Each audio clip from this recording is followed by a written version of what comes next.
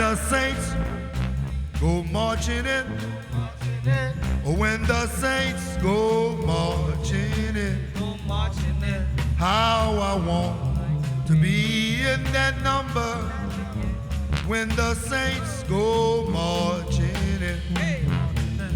When the saints go marching in, oh, when the saints go marching in, Lord, I want in that number. Yes, when the saints go marching in. Now check this out. Now once I had a little playmate. She would walk and talk with me. Lord, but since I found religion, she's turned her back on me. Oh, when the saints go marching in, when the saints go marching in, Lord, I want to be in that number. Yes, when the saints go marching.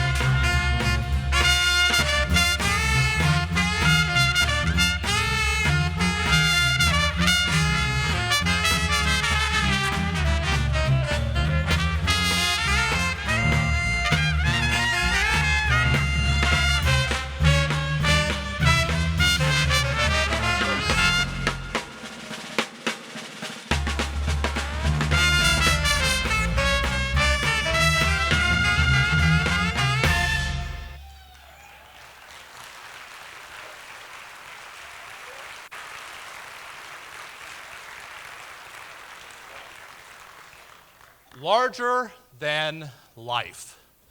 That was the headline in our local Ashland Times-Gazette a few years ago when they did a profile of Peter Schramm. I think that comes pretty close to summing the whole thing up.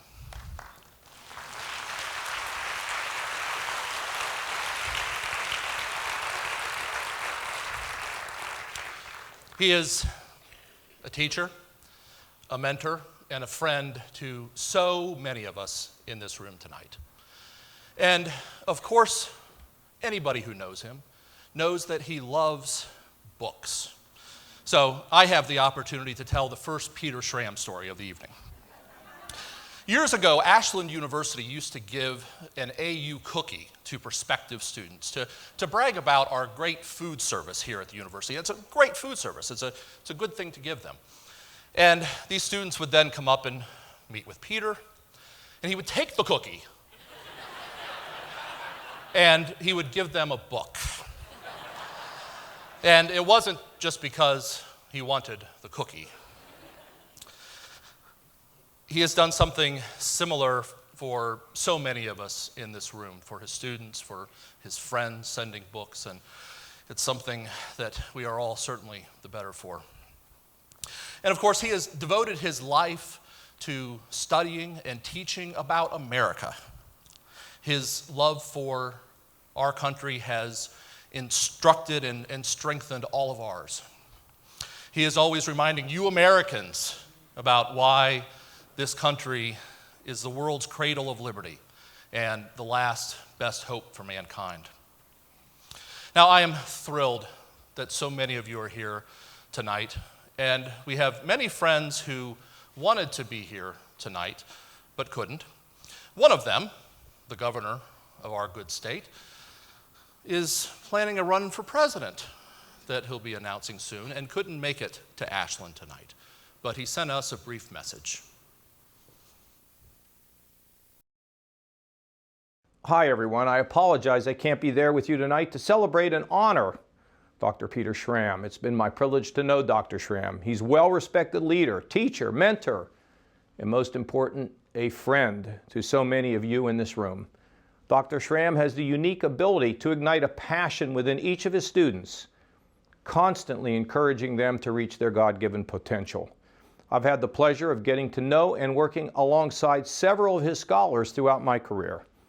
Under his leadership at Ashland University, the Ashbrook Center has grown into one of the nation's finest programs for political science and American history.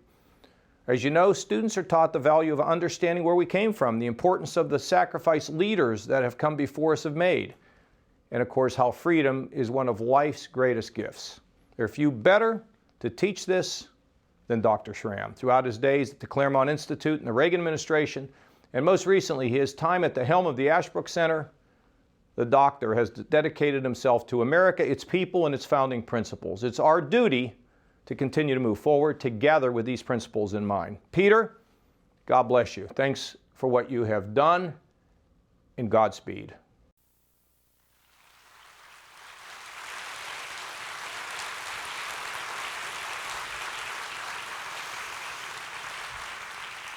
That was very nice of the governor to do that, and he also sent a proclamation, which we'll give to Peter later.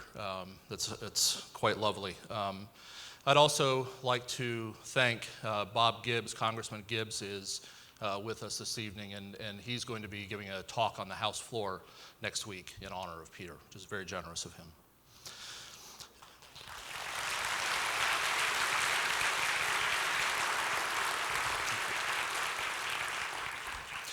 We are all here tonight because of the great regard we have for Peter, and because we all have so very many things for which we can never really thank him enough.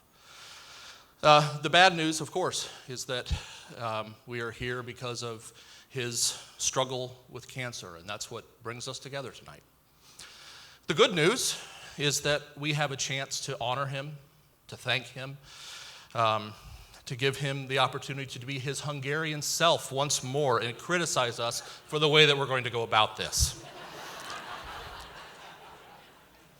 So, how to go about it? Our first thought was that there had to be music. And how about the Kinfolk Brass Band? Aren't these guys awesome?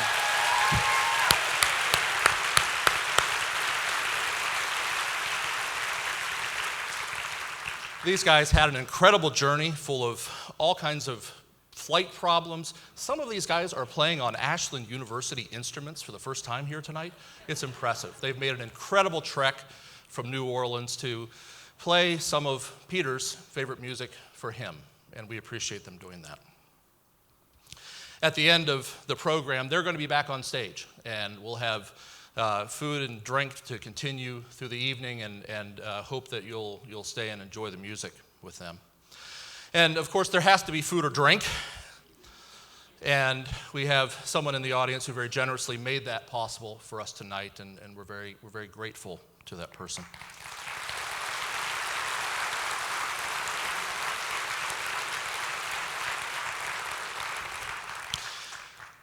Then we thought there had to be a conversation.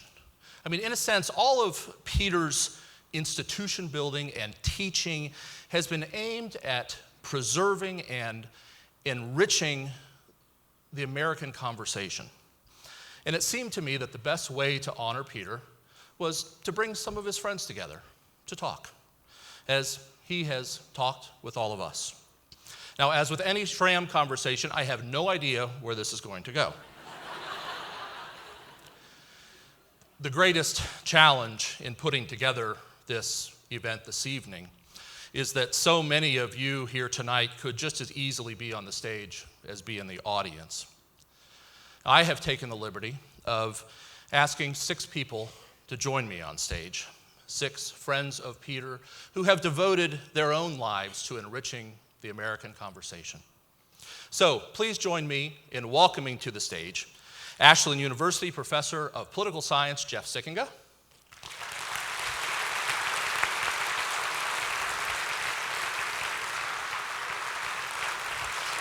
The Senior Editor of National Review Magazine, Jonah Goldberg.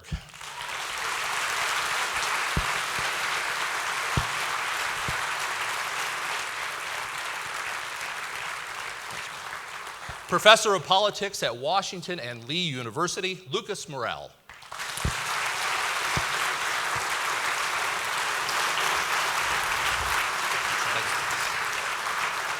The editor of the Weekly Standard magazine, Bill Kristol.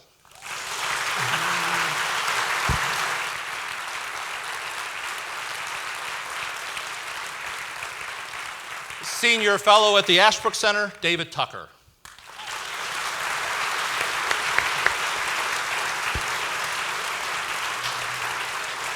And the president of Hillsdale College, Larry Arnn.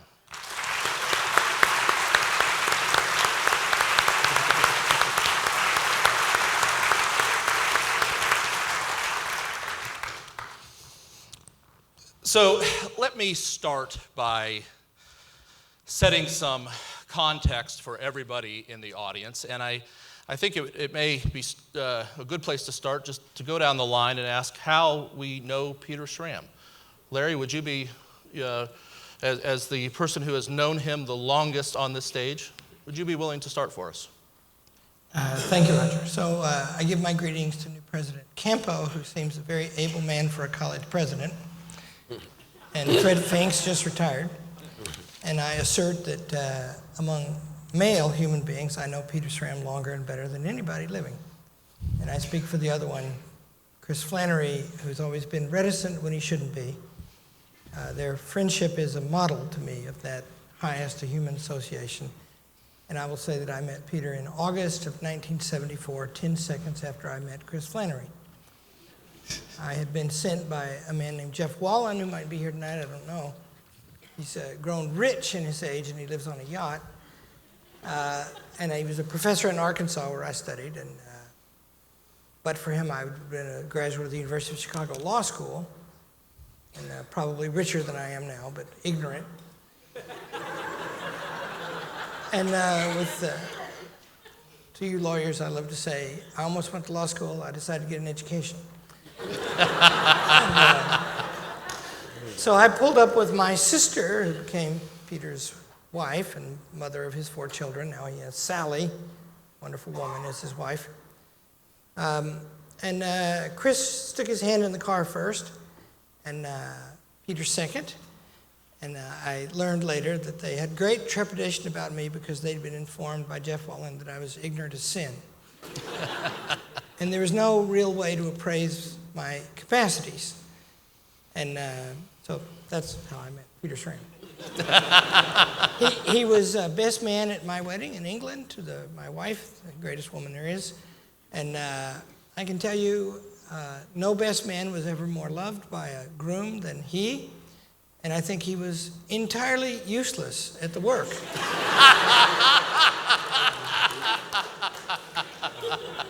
We were getting married in England. I had these 12 people come from America. My wife is a cultivated woman, and such manners as I have come from her. And we got married up in the north in a 700-year-old church where her parents helped to build the flippin' church. And so we have to dress in weird things that we didn't know what they were, and we had to navigate around town, and we had to move these Americans around so they could get their hair cut.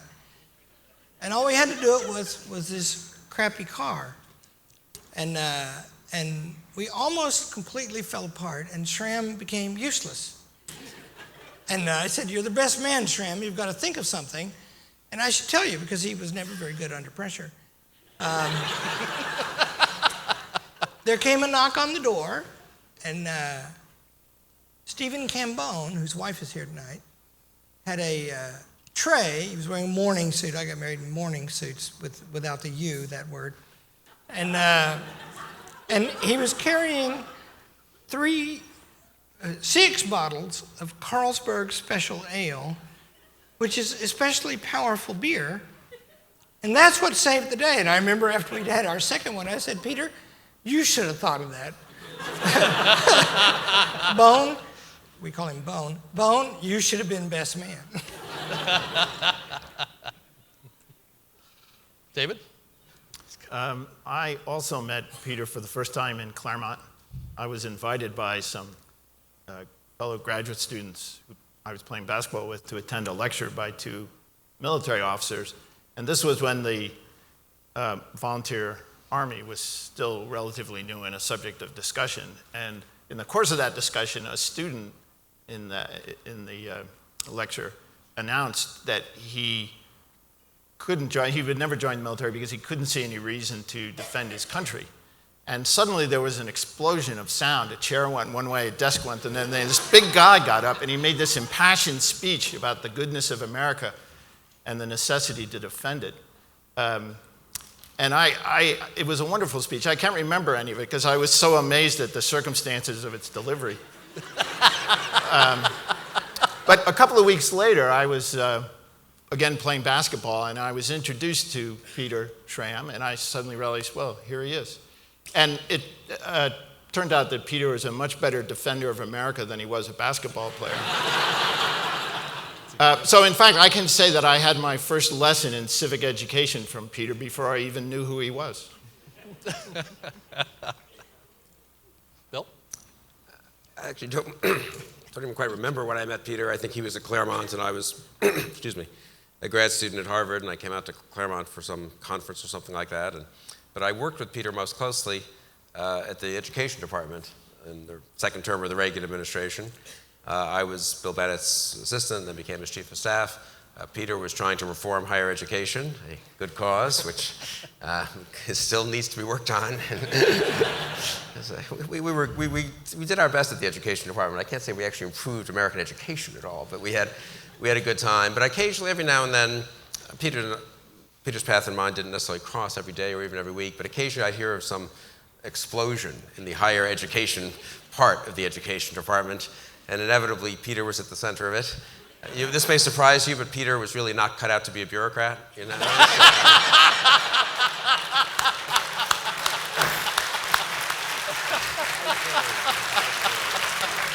Peter was always right in these minor questions of what policy should be and what Bill Bennett should say, or what the president should say about higher education, or what the Department of Education should do about higher education.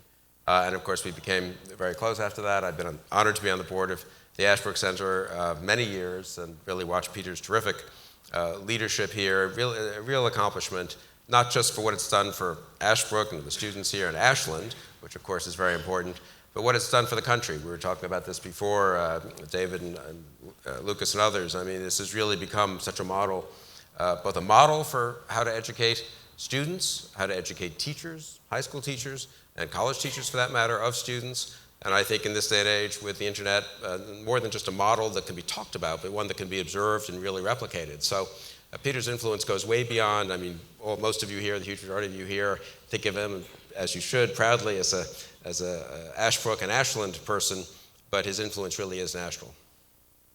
Thank you, Bill. So let me jump in, because if you're a student of Peter Schramm, you always remember your first encounter with Peter Schramm. So I'm a senior in high school, taking half my classes here at Ashland University. I had been a page in the U.S. House. I had met all these politicians. I've been reading political books. I'm going to take this political science class. I knew politics. I thought I was on I was on cloud nine. This is perfect for me. So I go into this class on Lincoln. In asking me to introduce myself, he asked me what I'm reading, and I was reading some political book or a book by a political figure. And he just lays into me. Why are you reading that? What's important in that book? And I tried to defend it, and he just mocked me mercilessly. And I remember actually, I don't remember much of the rest of the class, but I remember at the end of the class, I must have looked forlorn, because two ladies and the two female students in the class came up to me and were comforting me and telling me, no, it's really okay. He's just pushing you to read better books. You should come back to the next class. It's okay. Now, at the time, Peter wasn't running the Scholar program. Later, that introduction in class would have been formalized and institutionalized in the form of the Ashbrook Scholar interview, which for many of the students in the room, it's a terrible and wonderful process that they all go through. Lucas. I met Peter way back in my grad school days. I'm a graduate of Claremont McKenna College and then Claremont Graduate School, probably at the time that I was working for Larry Arnn when he was president of Claremont Institute. He actually, before I received my PhD, tried to hire me at Ashland. And I came out, I knew I was one of two finalists, and he said, Lucas, you understand I'm flying you out here. You really have to do well. In other words, prepare to knock this thing out of the park. Well, needless to say, as much or as little as I prepared, I did not get the gig. So it was a rare miss for Peter, but it turns out it was a very good thing for me, because had I been tapped to be an assistant professor here at Ashland, I would have never finished my PhD. Because Peter would not have only just made me teach a zillion courses, I would have had to work nights at the Ashbrook Center. So, but Peter, being the force of nature that he is, kept his tentacles in me, and we've been keeping in touch over the years. And guess what? He's working me like a dog now. I have a day job at Washington and Lee University in Lexington, Virginia, but I am here this week and other weeks of the year teaching in their excellent Masters in American History and Government program. Jonah. Well, this is all kind of awkward. I was brought here under false pretenses. I was told this was going to be a roast. And it was really the only reason I was willing to do this. So I got to sort of work on the fly here. First of all, when Larry says, and I have nothing but respect for Larry, and I credit him entirely, and I believe him, and he's probably entirely accurate when he says no groomsman has ever been more loved by the groom than Peter was by Larry, but we are now entering an era of gay marriage and polygamy, and that may not be true for much longer. We'll just have to keep our fingers crossed, and because there's some lines Larry will not cross, and which I guess brings up when. People here on the stage can distance themselves from that comment. Especially the professors who might want to have a future in the academy. They all have tenure. Yeah, you're on your own about the tenure thing. So this is the life we chose. So anyway, I was trying to figure out when I first met Peter, and it's a funny story. He actually saved my life in prison. I mean, he's a bear of a man, and I don't mean it figuratively when I say he could kill a man with his own hands. I mean it literally, because I've seen it. And he also makes the best jail cell goulash I've ever had. Anyway, so no, I first met Peter. I was trying to remember this, because one of the amazing things about Peter is almost the moment you meet him, he treats you as if he's known you for a really long time. And it messes with your ability to figure out the chronology, because there's no starting point of this memory. Oh, that's when I first met Peter. No, it's like I met him in mid-conversation. But he had me, I believe I first met him when he had me out here to speak to some of his students. And he picked me up at the airport. Or for all I know, this was like the third time I was out here, because again, they all meshed together. At one of these interludes, I remember drinking whiskey and smoking cigars in his house. That was probably my favorite visit. But he brought me out here, and I got into the car with him, and literally within minutes, he was explaining to me the internecine differences between West Coast and East Coast Straussianism. And at first I was like, who the hell is this guy? And ever since then, I've been this just enormous fan of Peter's, and I always light up when I see him at an event, because I always know the conversation can pick up wherever we left it off the last time. Yeah, very nice. Jeff? I actually remember when I first met Peter, because he hired me. In January of '97, I came in the middle of an academic year to teach here, and I've been his colleague here ever since. And I remember taking the elevator up to the 8th floor of the library, the Ashbrook Center, getting out and asking someone, where's Professor Schramm's office? I was told I had to go meet him, and they just sort of pointed that direction. And I walked over to his office. The door was shut. I opened the door, and there's Peter sitting behind his desk, smoking a cigarette, reading a book. And he looks up from the book and says, who are you? I said, I'm Jeff Sikkenga, the new hire. He said, have you read this book? I said, I don't think so. He said, take it, read it, and tell me what's in it. And then I looked at him and said, can we smoke in our offices?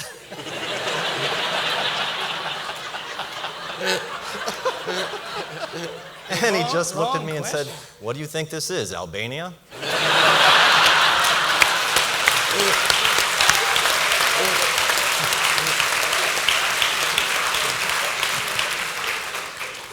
So in the spirit of a conversation about something American, I'd like to suggest a topic for all of us. It seems to me if you look back at Peter's work at the Claremont Institute, at the Department of Education, here at Ashbrook, he has worked to connect two very important things. The preservation of the good old-fashioned understanding of the liberal arts and what made American universities great, as well as this component of civic education, somehow the making citizens, preserving the best of the culture in a university system. And I think it's fair to say that as a whole, the country has gone in the wrong direction on both of those things.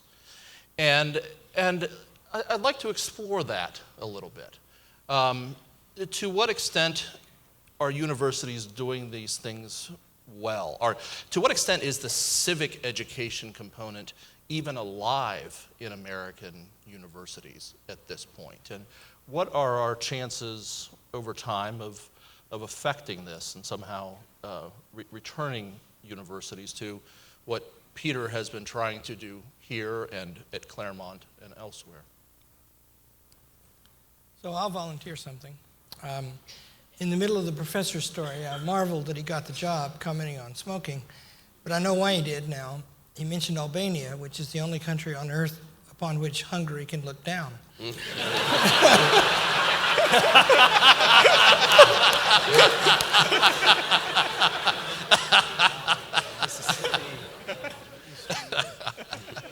So,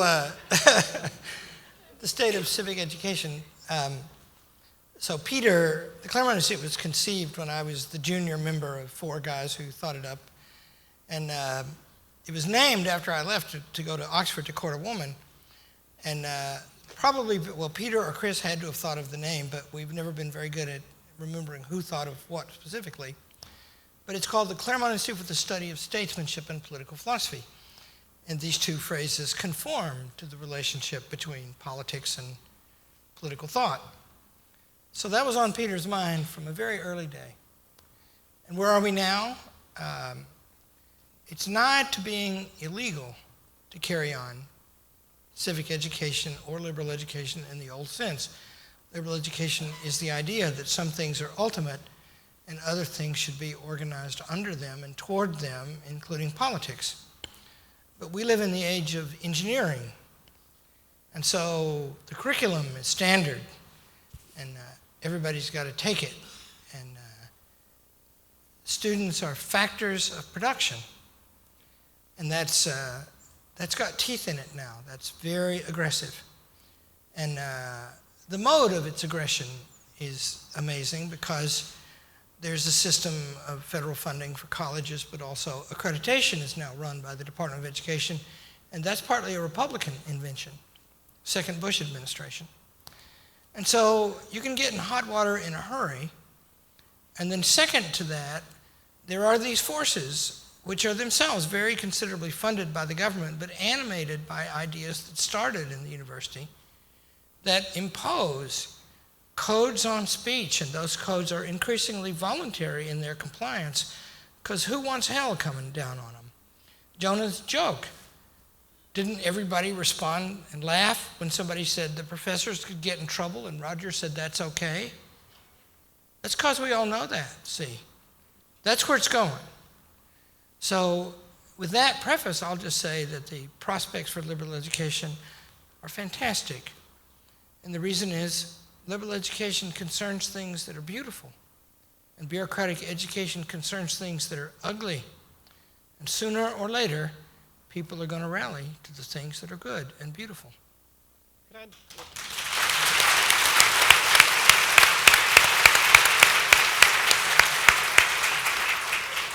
may I add something briefly on that, keying off the word that you used earlier, Larry, useless. You referred to Peter as a useless groom. He is. Peter, Peter likes to refer to the liberal arts as useless. And as you know, Peter, you have to wait for the other shoe to drop when he says something like that, and he says something like that pretty much every sentence. So what does he mean that the liberal arts are useless? Well, what do you think parents come to me for when they ask about politics, which is my trade? What is my kid going to do? How can my kid apply politics or political science? And in a way, like, we're all vocational schools now, right? And so what I liked when Peter said, and he said this many times, the liberal arts are actually useless, which is to say they're not intended to be practical. That the practical arts are things that you do by necessity. They're the things you do because you have to. And because they're necessary, they're a necessity, it's not that you look down on these things, but surely these are not the things we've been put on earth for. And the great thing about the liberal arts, and I learned this from Peter and have continued to learn it from Peter, is that the liberal arts are about teaching people how to use their time when they aren't under the force of necessity. That is to say, what do they choose to do? What do they choose to say and think? How do they choose to entertain themselves when they have leisure, when they have a free time? And so the liberal arts, I think, are the arts not for workabees, not for slaves, if you will, in the harshest sense, in the strictest sense, but they're for free people. They're for people who get to choose how to spend their time. And a lot of that has to do with how we entertain ourselves, how we spend time with family and friends. And to that extent, to the extent to which people are saying now that the liberal arts have to be practical, they have to be useful, I think, in the spirit of Bill Buckley, Peter Schramm says, halt, stop. The way he says that to the high school teachers who come to the master's program is, forget your brats. He says this. Forget your wives, singular so far. Forget your husband. Forget your kids. In other words, take a break. It's going to be a lot of work this week. You've done a lot of reading. You're going to do a lot more. You're going to do a lot of talking with the guide of people like Jeff and myself and others, and David. But take a break. Forget the workaday world.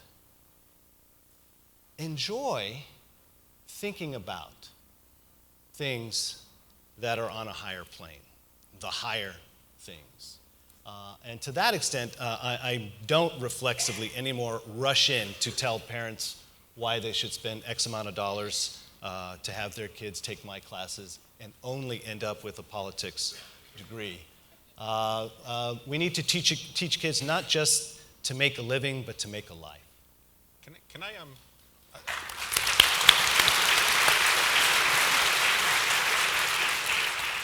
It wouldn't be a Schrammian conversation if there wasn't disagreement. And actually, at the end of the day, that's what democracy is about disagreement, not about agreement. And so the only reason I'm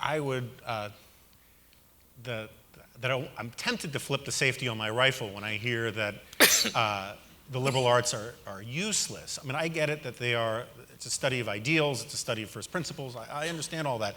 But when I go to a lot of college campuses for reasons having to do with original sin, and what I always try to tell kids is that one of the things that the liberal and liberal arts isn't, it doesn't mean, the Michael Dukakis of the world or the George Stephanopoulos of the world. It doesn't refer to liberals in that sense. It refers to the knowledge, the skills, the way to think that is necessary to preserve a free society. And one of the problems I think that it doesn't manifest itself here at Ashbrook and doesn't fulfill itself at Hillsdale, where I got to be a visiting lecturer last year, but it manifests itself on a lot of college campuses, is that the way that kids are taught to think about a free society is that they don't want it to be free at all. And I think that one of my rules of thumb is that you can always judge what do you want to call a totalitarian group or a utopian group or a progressive group, whatever label you want to put on it, you can always judge them by their utopias.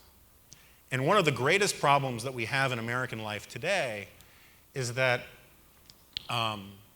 vast swaths of the new class, to use the Schumpeterian phrase, or actually an Irving Kristol phrase too, they think the best idea for a way to organize America is to make it like one giant, vast college campus.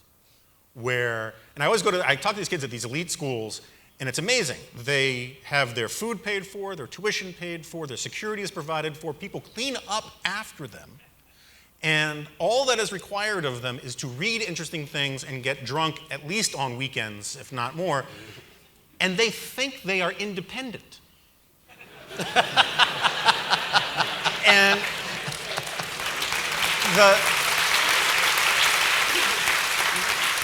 when in fact they are the most coddled, cared for, pampered, delicate little flowers in human history, where if you use the wrong verb, you get sent to a re-education camp. And so my only point is, when I hear, I take the point that you're saying, but I actually think the purpose of liberal arts, to a certain extent, is to actually teach kids one of the most useful things there is in the world, which is to value their freedom, to understand that it is not a cheap commodity that they simply get to have along with their meal plan, but it is something that people fought and died for, and that those skills, if not taught, will be lost, and we won't be able to maintain a free society over the long term.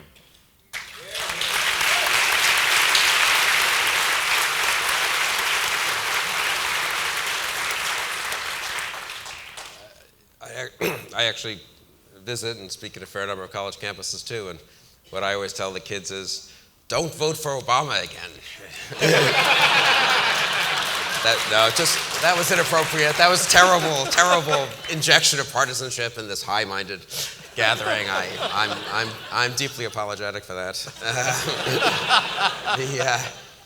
But I was trying to contribute to liberal education in my way. Over the weekend, I was killing up half an hour by looking around on Twitter, and I was trying to tweet out a few quotations about or from speeches on July 4th or about July 4th, which is, I figure some kids are on Twitter and they could get guided to a good Lincoln speech or something. So I actually was looking at Lincoln speeches, and I came across, this is kind of an interesting coincidence, I came across Lincoln, there's a list of Lincoln speeches on one of these websites, and there was Lincoln's eulogy to Henry Clay, which was given on this day. Did you know this? On June 6th, July 6th, I guess Clay died at the end of June in 1852, so 163 years ago, if I've got the math right. Today, Lincoln gave his eulogy for Henry Clay, and Ashland has some relationship to Henry Clay. I mean, Henry Clay is named after his estate. The city of Ashland is named after Henry Clay's estate in Kentucky, yes. And this is a great eulogy. I recommend it, like all Lincoln speeches. But he has this famous line, I'll read it just so I don't botch it, in which I remembered from the eulogy of Clay. He loved his country, partly because it was his own country, but mostly because it was a free country. Which is really a sort of a deep, one of the typical Lincoln, you can just glide over it as you read the nice eulogy, and then you have to really think about that sentence. And I do think it brings out, though, what Jonah was saying too. There is a tension, of course, between liberal education and civic education. Philosophers aren't the same as soldiers and aren't always the best soldiers, and literary critics aren't always the best statesmen, and so forth. But in a free country, which America is, liberal education, I think, really is important. I think otherwise the spirit of freedom, the intellectual freedom and political freedom are connected. They're not exactly the same, and there can be tensions, but it's hard to believe one can flourish without the other. Obviously, intellectual freedom does not flourish typically in unfree societies. It could for a few people who are so fantastically imaginative that they can read books in quiet places and think heterodox thoughts, but they can't flourish in a real way. And I think the reverse is true as well, though. Can you really imagine political freedom flourishing where intellectual freedom is curtailed? So in a free nation like ours, it's appropriate that a university, an institution of higher education, is named in this case after the town is named after in which the university is, and the university itself is named after a great statesman. And there is a closer coincidence, also Washington and Lee, I mean, there's a closer coincidence of statesmanship and political philosophy, to use the term that the Claremont Institute founders brought together, a closer incidence of liberal education and free education than in when you study this stuff in grad school, you're struck by the difference between philosophy and politics, and that remains very true, deeply true. But in the real world certainly of modern America, I think, it's hard to believe that ultimately, as a free society, we will flourish without free minds, and it's hard to believe that one can really have free minds and free thought without strong institutions of liberal education. And I think Peter, incidentally, is a very good instance of this. I think all of us might agree that we don't know anyone, and this is, your story really brings this out. I mean, Peter's so patriotic, and so deeply patriotic. That wonderful piece he wrote about coming from Hungary as a young man, as a boy really, as a 10-year-old. And there's honestly, those of us who aren't immigrants from a communist dictatorship, I'm not sure we ever quite, we're all patriotic and we love America, but I'm not sure we ever quite feel it in the same way. So he's probably one of the most patriotic people I know. But he's also, as your story suggests, one of the most dedicated to liberal education for liberal education's sake, which does suggest that in Peter, and therefore I think in others as well, hopefully, liberal education and civic education really can come very close together in this country. Yeah, one of the things that Peter always tells the incoming Ashbrooks in their first class, I'm sure some of you remember all this, is he reminds them that the word school comes from the Greek skole, which means leisure. So that's what we're here for. He says, university is too expensive not to be leisure.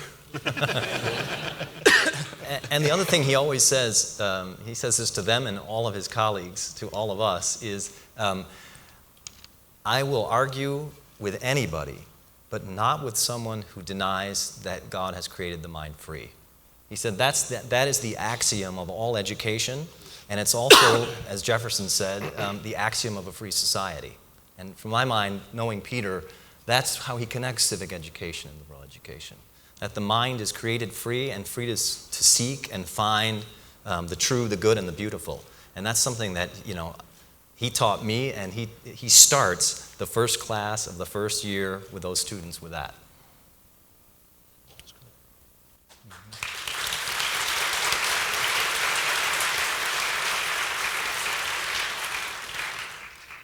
What about civic education? Larry, you're certainly, your institution is known to be friendly to the notion of connecting civic education with liberal education. Ashbrook, while not as well known, is certainly doing the same thing. Well, it will be better known, now that Peter's not running it.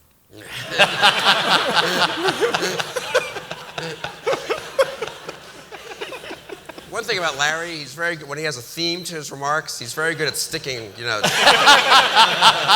As they say in politics, Larry is on message.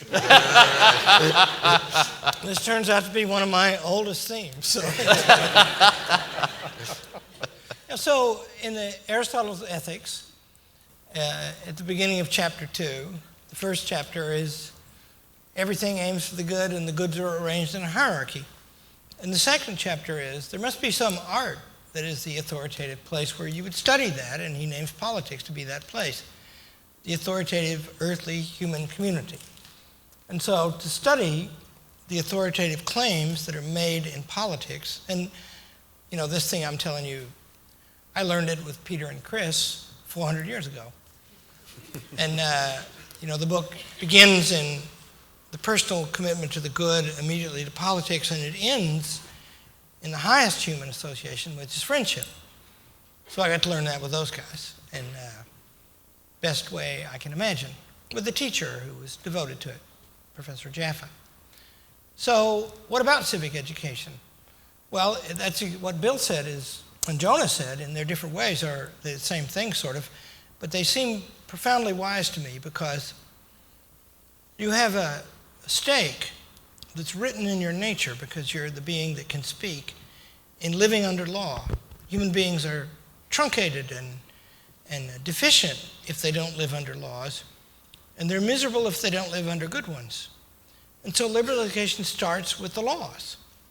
And it's supposed to be at liberty, and also soberly, Aristotle was a model of this, at examining the laws to make them better without destroying them. And so, if civic education is thriving, you have a healthy country. And if it isn't thriving, especially if it's controlled by some engineering project, as I like to describe it, at the center, then you've got a country that's tending to despotism. And so everything hangs on it. It's like a barometer for the health of a country. And I will say, Peter, who was useless, I never saw anybody who had such an instinct for that as he did. When we were kids, Tom Silver and I, who were in our way more foolish, we always thought it would be beneath us to be college professors. Peter and Chris never thought that, and they spent longer at that than either of us ever did. And Peter had a real instinct for that. Peter is as you know, if you know him, he's a very assertive man. And if you know him really well, you know that he's bluffing. Because ultimately, he's kindly. And that's the reason, Chris will affirm this, he's by far the worst poker player I ever saw in my life. I think no living person has ever lost a poker game to him. But I want to go back to what Jonah said earlier, just about Peter and that point. It's been remarkable to me as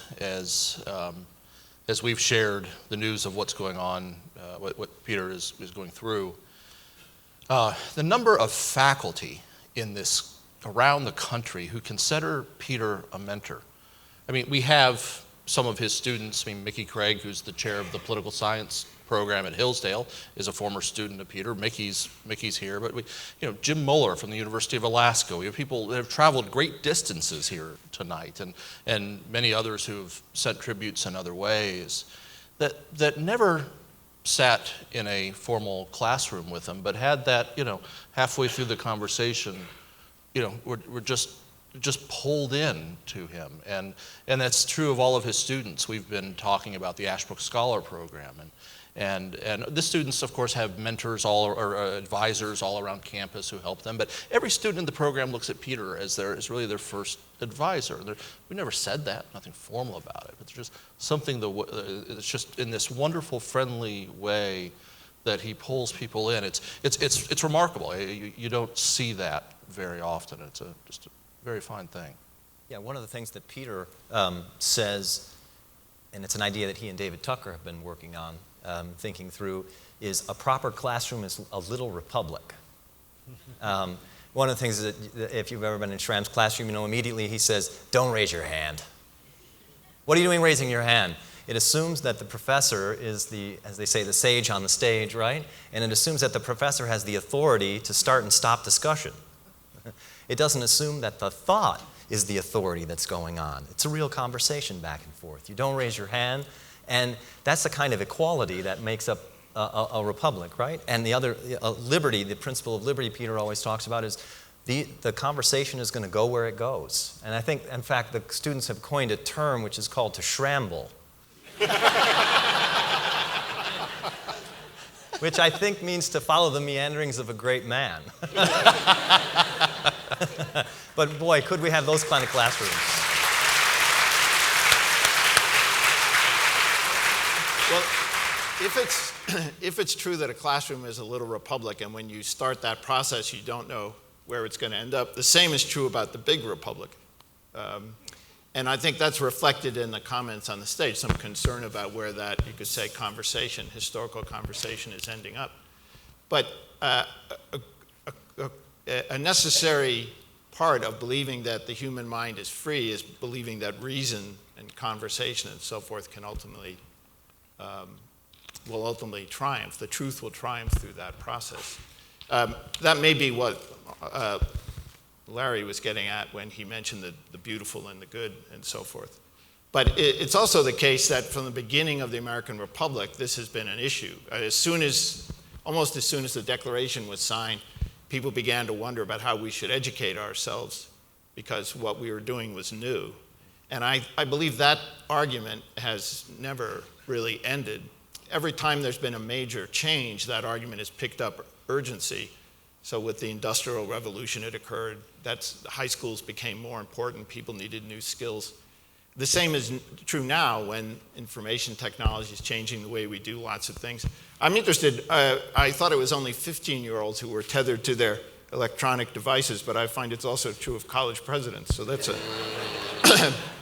but it's an example of how circumstances are changing. And I would only say that I think one thing that I learned from Peter was to have great faith, and it really is a kind of faith in Republican government, just as he has great faith that when he opens up a discussion in a classroom, the road may be a little rough, but you will eventually get to important things and good things. And I think that's an important part of Peter's understanding of education, and I think, frankly, it's an important part of his understanding of politics as well. So little Davy Tucker has always been a better man than I, but I am more heavily armed. I'm glad you finally acknowledged it. I'll also say I'm a better basketball player than Larry. That's settling an old grudge. So although much less persistent in fouling than I.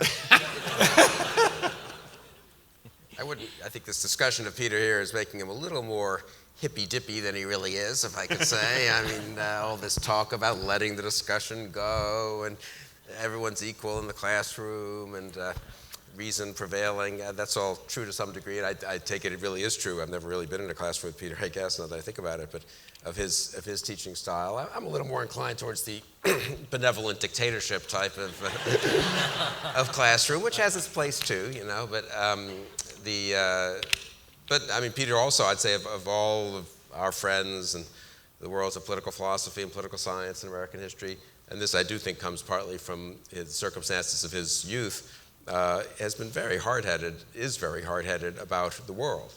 And, you know, that it's not, obviously speech is important and reasoning is absolutely fundamental, but at the end of the day, if one's not willing to fight, and if one doesn't have the means to fight successfully, one ends up you know, where Hungary ended up in the country that Peter and his family escaped from, thankfully. So, which took another 30 years, I guess, to be freed. The Hungarian revolutionaries, the freedom fighters of 1956, were wonderful people and had the right ideas and would have, I think, created a great society, and were just crushed. So, I remember, I mean, a lot of us after 9/11, I would say, for obvious reasons, became much more. I think most of us on the stage always were respectful of soldiers, Marines, members of the other services, always pro-military in some sense. After 9/11, that became much more pressing, I think, for many of us as students and family members joined. But I think Peter always had more of a sense, perhaps, than most people I knew in our circles, of the importance of courage and the importance of simply the willingness to fight, the willingness to risk death for one's country and for one's ideals. And that's something that is a little easy to slough over, you know, when we're all sitting in classrooms and talking about things. And that also is a sign of, I think, the breadth of his understanding of politics. You know, and Peter's hasn't written as much as he probably should have. Many of us haven't, I suppose, but spent an awful lot of time teaching, more time than writing. But if you look at, he actually is writing his memoir of Hungary, but also the introduction to Charnwood's Lincoln and other things he's written and said over the years, wonderful speeches he's given, some of which are preserved on the Ashbrook website on Veterans Day and so forth. He's always had a real sense that, you know, it's great to be in a free country, and it's important to defend the freedom of a free country.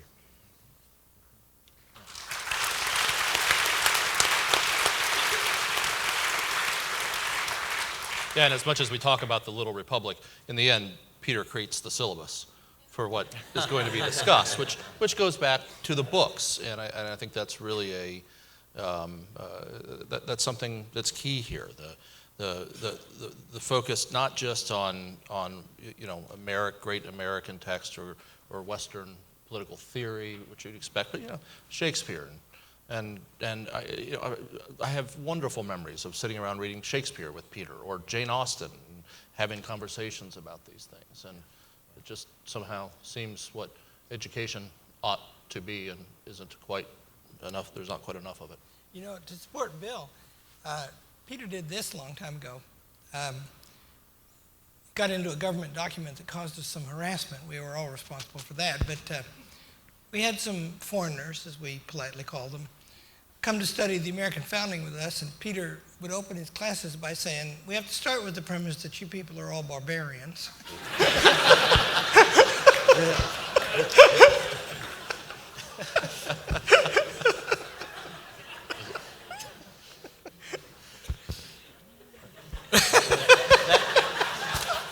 That's also how that we start. anecdote proves Sorry, what point?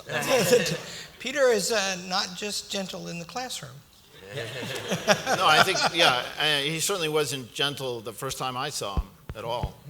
That's true. That's true. But I would say I think that I apparently disagree with at least with Bill about this. I think that the great thing I've seen in Peter was acknowledgement that what he's trying to do in the classroom is inseparable from civic education or liberal education, not because of what's studied, but because of the manner in which it's done.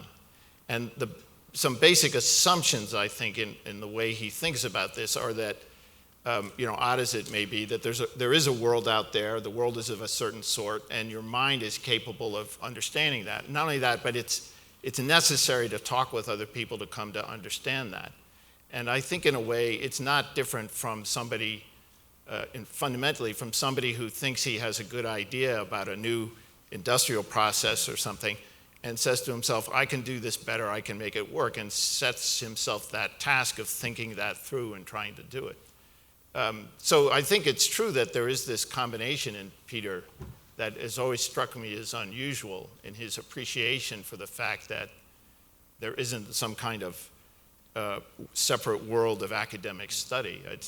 That was the thing maybe the first thing I noticed about Peter, which kind of shocked me, having met him in graduate school and to that point, in a way, having assumed that there was something separate or different about that kind of world. And it took me a long time, I think, to come to understand what he was really trying to do. If you ask him what we're teaching students, his response is judgment. Judgment, that's what we're teaching. And as he said, by the way, he begins that phrase you used, Larry, he begins the department meetings like that too. In that case, he's probably right. That's true. Peter said one of his favorite swear words is pusillanimous. He knows some Anglo-Saxon swear words too, but that's a Latin. Yeah, it takes courage to fight and courage to think. That's something he has told us many, many, many times. He'll say, look you right in the eyes and say, Professor, it takes courage. So Jonah, when I was talking to Peter earlier, the last thing that he said to me before we came out on stage is, why the hell is Goldberg here? He's been wondering that for weeks. He said, this is your last shot to, take a shot at me, have some fun tonight. So, give it your best. So, any roasting material here that you've thought through as you've considered this man? Does he still have that ridiculous Hummer thing? He moved past the Hummer. He sold it. No, I remember because when I first came here, the first time I came here was right when I was starting to smoke cigars, which is a terrible habit. And I remember Peter saying to me, I was saying to Peter, it's a little early for a cigar because it was, 10 a.m. And he looked at me with such shock. He's like, really? I had one driving out here to the airport at 7. And so he was a bad influence on me in that way. But no, I'm not going to sit here and take all of these shots at him. But it was funny. It was very clear the first time I came and spoke at one of his classes or came and spoke on the campus for one of those luncheons, it was obvious that, first of all, he would be okay with me making fun of him. I think at one point, I made some reference to the fact that he did most of his teaching with hand puppets. And the students, they loved it, and he loved it, but he was one of those guys who instantaneously, you could tell, understood that he had a thick skin and didn't mind being the foil of things, because it was one of the things that sort of like made him so beloved by the students. And it was very obvious talking to the students that they loved to see me and Peter go after each other. And he didn't come after me nearly as tough as I went after him. Then again, he deserved all my insults, and I didn't deserve any of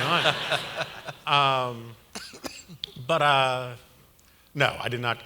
Actually, I will do one thing. I came here, and it's not to take a shot at him, but I was sitting in my car at the Holiday Inn Express. So tomorrow, I'm really going to be on my game after I get a good night's sleep there. And so you guys should have had me come out the night before, and then I would just, But I'm reading through all this stuff, taking these notes on them, and I didn't really have any prepared remarks. But it occurred to me that the one great word that sums the guy up is he's a mensch. And I went and I looked up what mensch, means. And I mean, we all know sort of colloquially what it means. And Leo Rosten, in his Joys of Yiddish, says that a mensch is someone to admire and emulate, someone of noble character.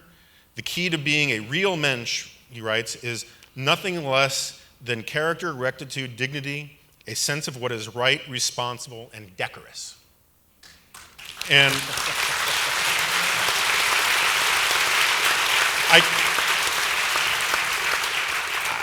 I would add some things to being a mensch, a good sense of humor, enjoys a fine brown liquor, although one of his shortcomings is he likes bourbon over scotch. But other than that, I think I can't think of somebody who fits the definition more of a mensch than Peter. Very nice.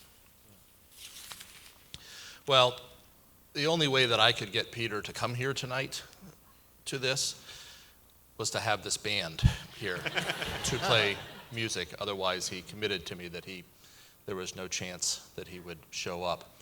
So, especially once Jonah was.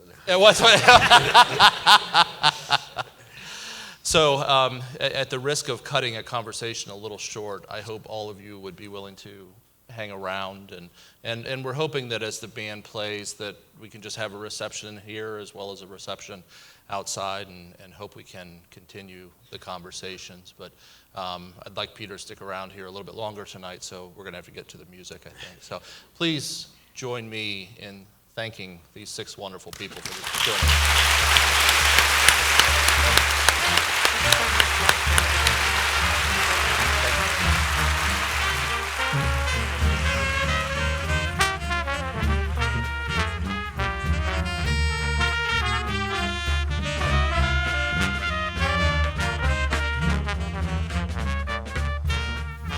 So there are many students of Peter Schramm here tonight, and we could have filled this entire evening on the stage with great stories from his students. One of those students wrote a lovely poem that has been circulating around, and this short little poem just did a wonderful job of capturing so much of what it's like to be a student of Peter Schramm. And she has very kindly agreed to read it to us tonight. So please join me in welcoming to the stage a 2008 graduate of the Ashbrook Scholar program, Samantha Bashkoff.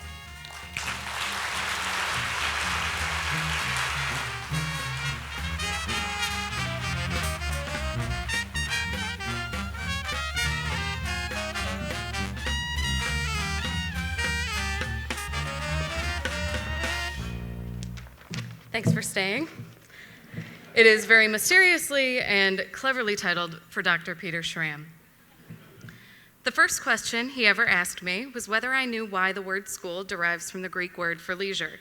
I didn't, but he spent the next 4 years teaching me why. My parents sat with me in orientation when he told us that no student would be given an A in his class. He is the reason why, the summer I turned 17, I argued with a graduate student at another university about Winston Churchill's My Early Life and the Boer War. He once asked a group of us, what is the whatness of an acorn? And we were his smirking intelligence when someone finally answered, a tree. He has late nights spent with John Locke, early mornings with Machiavelli, Daily Life with Plato and Aristotle. He is the printed report card my freshman year, sitting on top of my dad's newspaper, proof that I had, in fact, earned an A- in his class.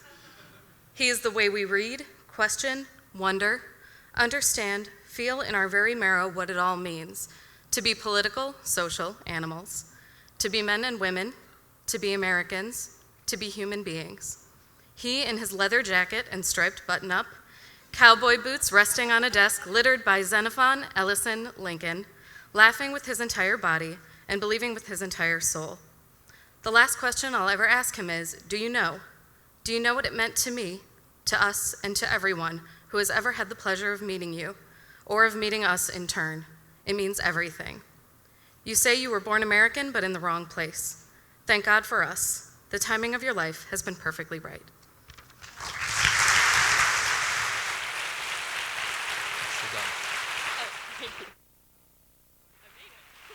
Good job.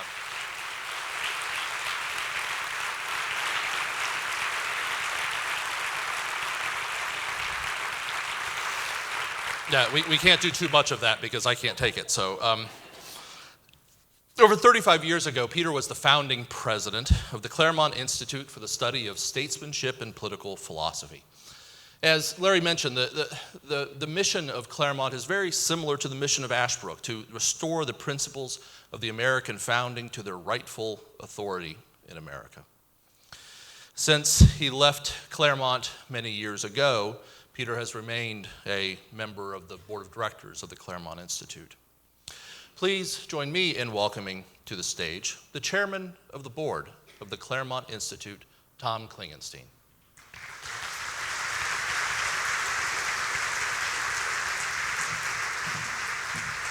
Thank you, Roger. Wait a second, I've got to keep these glasses on to see Peter. Where's Peter? He is? You mean he's not out front? Oh, gee. But can he hear me? Yes. Okay. So I was given, I heard this morning that there weren't going to be any sort of tributes, eulogy thing, but I didn't get that message. So this is going to sound like a tribute.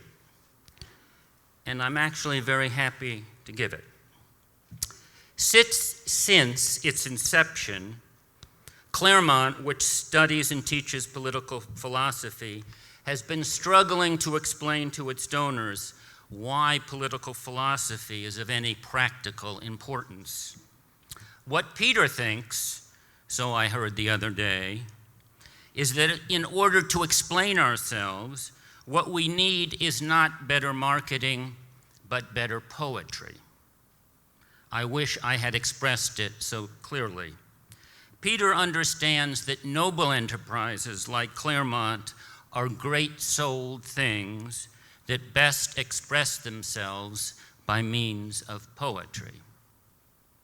I was once talking to Peter, and apparently he didn't think I was listening, so he grabbed me forcefully by the lapels, drew his face rather uncomfortably close to mine, and he insisted that I listen to the important thing he had to tell me. That is the thing about Peter. Like Claremont, he concerns himself with important things, life and death things. It is a mutual concern with life and death things that makes Claremonters, like men in foxholes, such fast friends. And Peter is the best of friends. Peter loves America, in part, I would imagine, because he knows better than most the alternatives. His love is deepened by his understanding of why America is worthy of love, and further deepened by his ability to share his love with others, which, not surprisingly, he does less with words than with passion. His example gives me and other Claremonters license to express our own passion. This is another act of friendship. Peter and I and others were in a meeting of a committee whose responsibility was to identify the next president of the Claremont Institute. As Roger said, I am the chair of the Claremont Board, a very active chair, and so one with whom the president must work closely. And you'll understand my little story better if you remember that my last name is Klingenstein. We were discussing candidates when Peter jumped up and in that loud, decisive, yet friendly voice said something like, "It'll take someone damn special to work with Klingenstein." We all like compliments.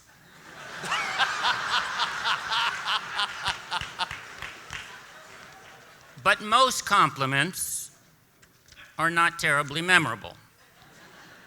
I have received 2 compliments in my life that are, or have been. One, it will surprise Peter to learn, was his. I shall try to explain. His was not an unalloyed compliment, but being measured made it all the more sincere. Its sincerity was heightened by its spontaneity. I had the impression that the comment caught Peter by surprise, as many of his comments seem to do. The compliment was memorable because Peter is not a man to flatter. Memorable also because his comment indicated that he appreciated something very important about me. It was all about me, yet that is why it said so much about him. What a great friend he is. Of course, the value of a compliment depends on the worth of the man giving it. I cannot imagine a compliment from a worthier man. I'm sure he will think there is much hyperbole there. But let me grab him by the lapels and insist that this time he listened to me. There ain't no hyperbole there. It seems fitting then to name a Publius Fellowship after a man who appreciates the importance of friendship and who so exemplifies friendship. Therefore, a Publius Fellowship in Peter's name will be given each year to a fellow who is particularly concerned with studying and teaching the principles of the American founding and who understands the meaning of friendship. Thank you, Roger.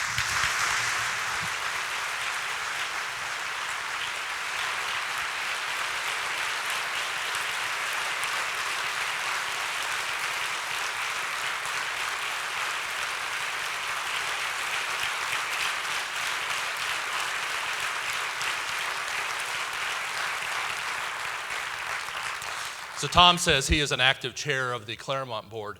I have a similar chair at Ashbrook. We have a wonderful board at the Ashbrook Center, and I don't think there is anyone more devoted and willing to help us in every way we can than the chairman of our board at the Ashbrook Center. And please join me in welcoming him to the stage, Marv Krinsky.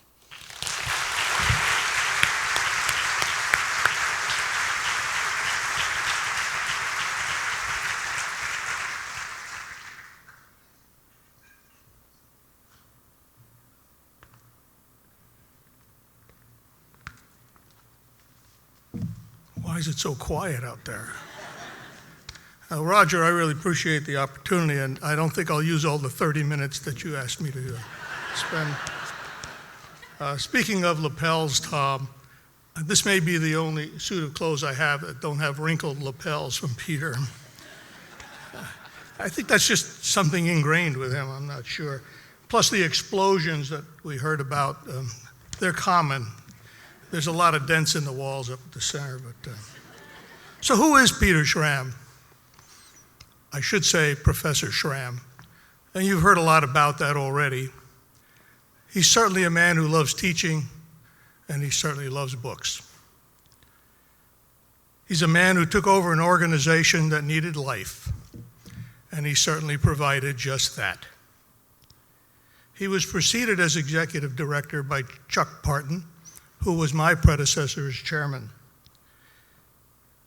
And Chuck, in his middle age, sold his business and became a student here at AU. And he also, in that process, became a student of Peter's. And Connie tells me that Chuck would come home from one of Peter's classes and disappear.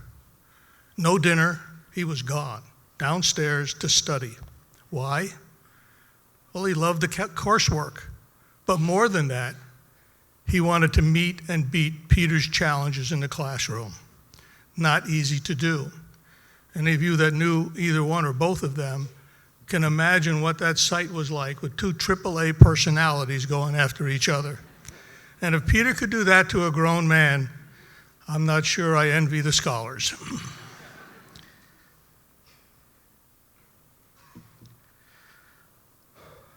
There's no question anymore about Ashbrook being a nationally known and well-respected organization.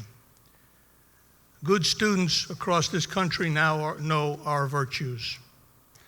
The Scholar program has been Peter's passion, and it is an exceptional program. And when Peter retired, he certainly left the center in very good hands. You've heard some allusion to Peter and coming from Hungary. And those of you who know what he wrote about that when he asked his father, why America? He said, well, we were born Americans in the wrong place. Now think about the fact that as an immigrant, how much better he's made students, teachers, and citizens in this country, and what a great example he has set for teachers teaching what it is to be an American. Doesn't get any better.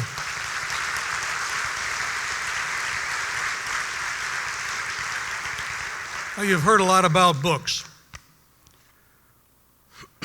Anyone who knows Peter knows that he is surrounded by them in his office, in his home. If he could carry them around with him, he probably would. And with the help of a fellow board member, Jim Buchwald, who set up a fund for Peter to collect books, we have a fine collection at the Ashbrook Center and books that Peter has shared with friends and scholars alike. We, the Ashbrook Board, couldn't think of a better way to celebrate Peter, who has done so much for the center, the university, and the cause of American freedom, than to dedicate the Ashbrook Center Library in his name, and it will bear that forever.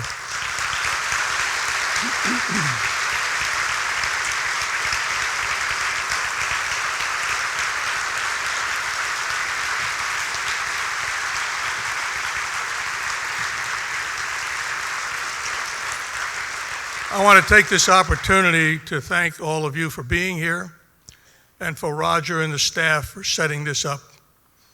It's a wonderful evening for a wonderful reason. Thanks again for being here.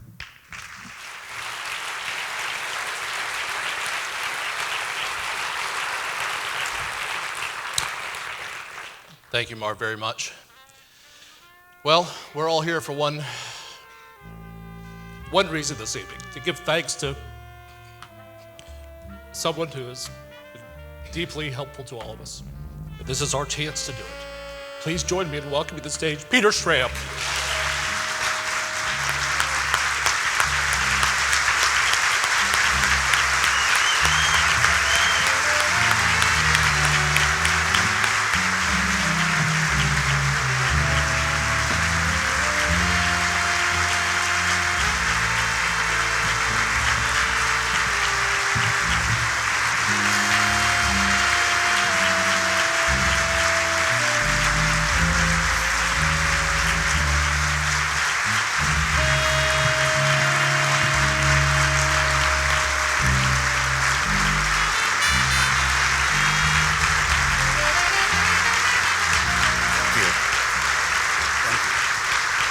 Thank you. This will surprise you. I'm speechless. So, what is it, the next hour and a half is mine? There are two reasons I'm speechless. One is that if I think about my life and this country and my students and my family and my friends, I weep like a little boy. I am not only the luckiest guy in the world, but you ought to know, despite my medical condition, the happiest. There's no man that's ever been happier than I have been. And I'm grateful to all of you for allowing me to share what happiness I think I have and possess, and sometimes created with you, and vice versa, of course. Students are always surprised by being told that teachers, and by that I mean good teachers, excellent teachers, learn as much from the students as the students learn from the teachers. That has to do with the small republic argument, that has to do with equality and liberty, that has to do with the point that school means leisure, that in a necessitous political order where everybody toils away from dawn to dusk, you have no opportunity to think. Once human beings discovered that opportunity, partly as a result of printing of books, then they have run with it. And no people in the history of the human race has taken it as far as you Americans have. And you are, therefore, God's almost chosen people.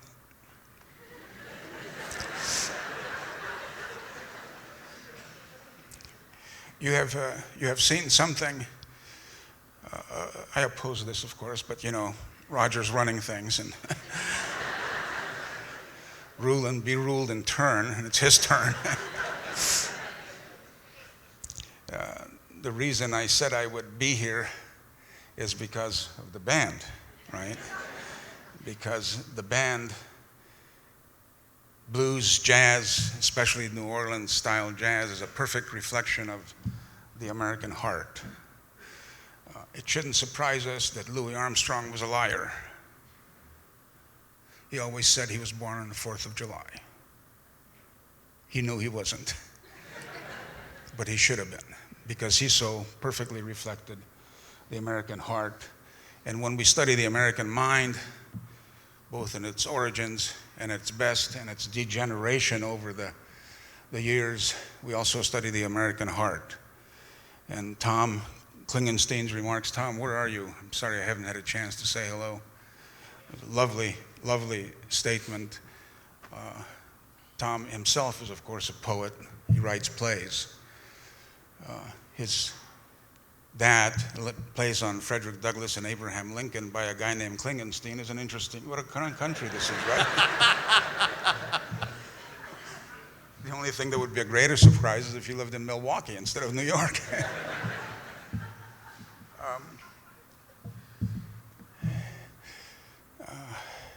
I can only talk in short paragraphs because I start panting.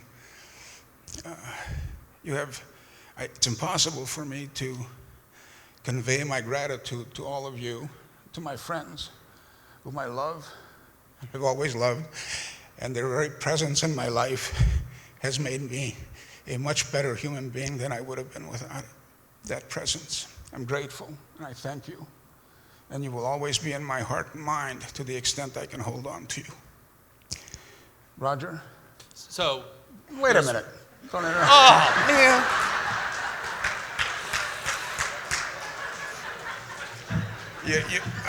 You distorted a story there that I have to straighten out just in case there's a record of this stuff. Good. When you were in high school and you came to me to take this class, this was not an elementary freshman class that I was about to teach in the fall, I think it was. No, spring, excuse me. It was a Lincoln seminar, that is to say an upper division seminar.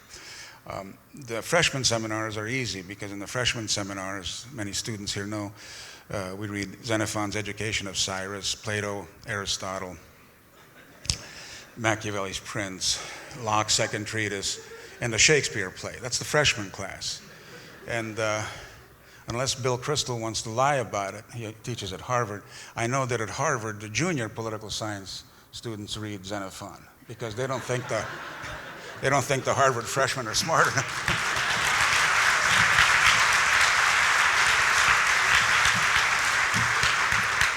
back to Roger and his lies. In passing, let me just say that I've known Jonah many years, and I've always appreciated his attempt at wit.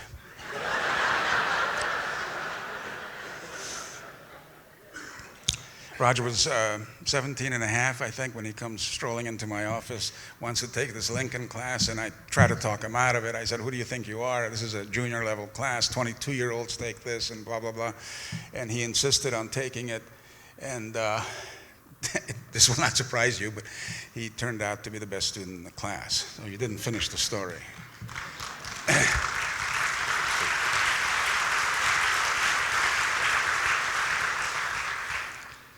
The floor is yours. I'm grateful. I'm completely and utterly grateful. And I bow to you in my gratitude, which is overwhelming. I could start naming all of you and the good things that you have done for me, for my soul, for the Ashbrook Center, and to try to save the country, but I can't do that. There's not enough time. But this I will never forget. Thank you very much.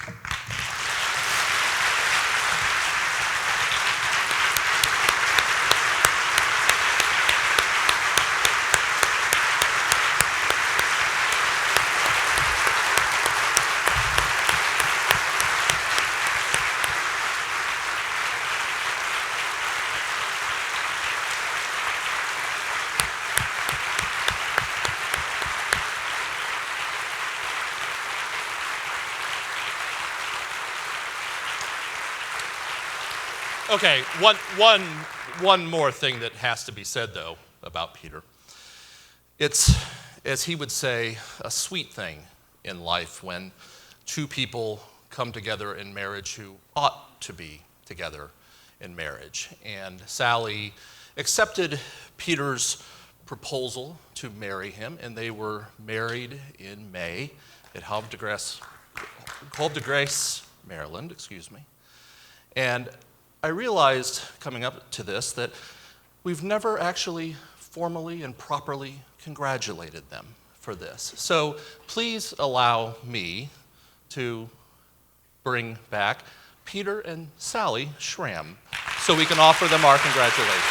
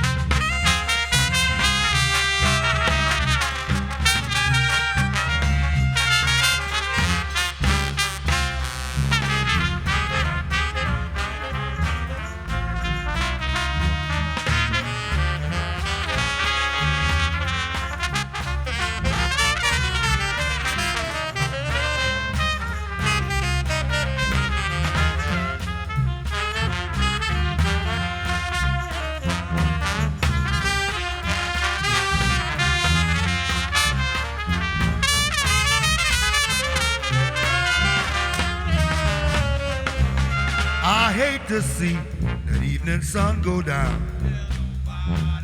I hate to see that evening sun go down. 'Cause it makes me feel I'm on my last go round. If I'm feeling tomorrow like I feel today,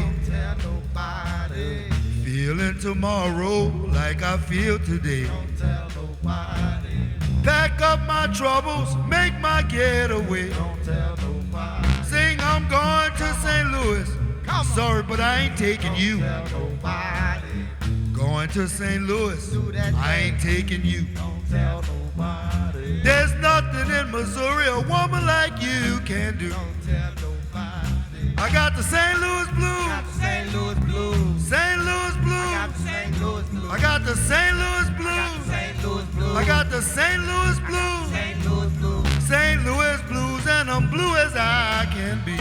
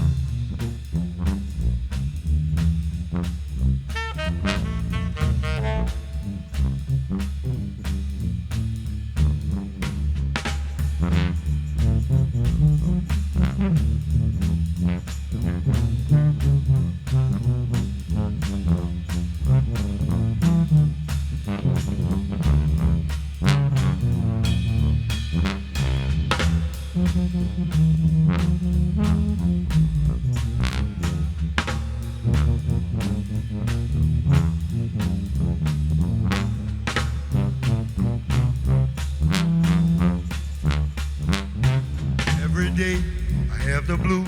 Said every day I have the blues. Every day, pretty mama, I have the blues. Every day I have the blues. Speaking of bad luck and trouble, you I hate to lose. Now I'm going away, baby. Won't be back till fall. Going away, baby. Won't be back till fall.